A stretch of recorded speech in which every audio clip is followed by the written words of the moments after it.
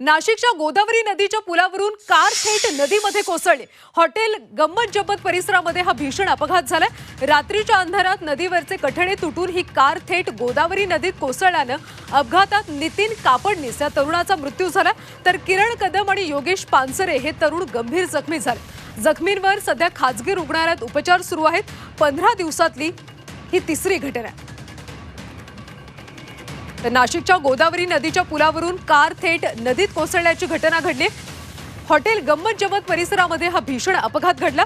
रात्रीच्या अंधारात नदीवरचे कठडे तुटून ही कार थेट नदीमध्ये कोसळली आणि या अपघातामध्ये नितीन कापडनीस या तरुणाचा मृत्यू झाला, तर किरण कदम आणि योगेश पानसरे हे तरुण गंभीर जखमी झाले। सध्या जखमींवर खासगी रुग्णालयात उपचार सुरू आहेत।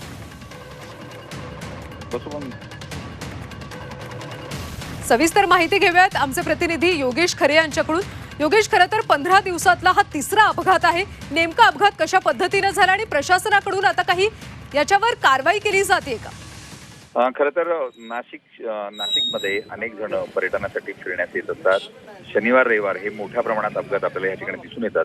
त्यातलाच हा एक प्रकार या ठिकाणी घडलेला आहे। शुक्रवारी मध्यरात्री 3 तरुण गंगापूर धरण परिसरामध्ये आलेले असताना परत जाताना त्यांचा गोदावरी पुलावर मोठा अपघात झाला।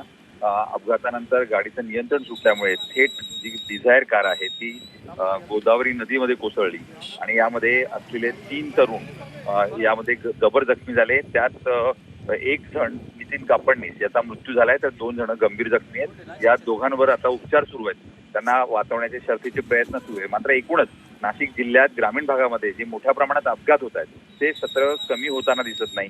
त्यामुळे ज्या काही शासकीय योजना आहेत त्या केवळ कागदावर असल्याचं आपल्याला स्पष्ट होतं। नक्कीच योगेश, त्यामुळे प्रशासनाकडून काहीतरी खबरदारी नक्कीच घेतली पाहिजे। धन्यवाद या माहितीसाठी।